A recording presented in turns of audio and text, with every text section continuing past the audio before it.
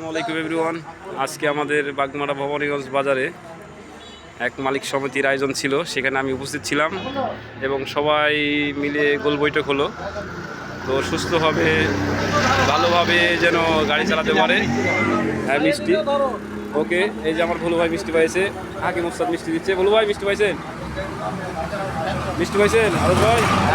হ্যাঁ, সবাই মিষ্টি পাচ্ছে, মিষ্টি বিতরণ করতেছে।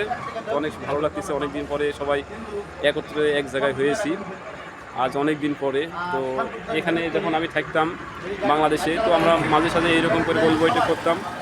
যেহেতু আমি গাড়ি ডিপার্টমেন্টে ছিলাম, আমরা মালিক সমিতি সবাই মিলে বসে সুষ্ঠুভাবে আলোচনা করতাম যেন ভালোভাবে গাড়ি যেন পরিচালনা করা যায়।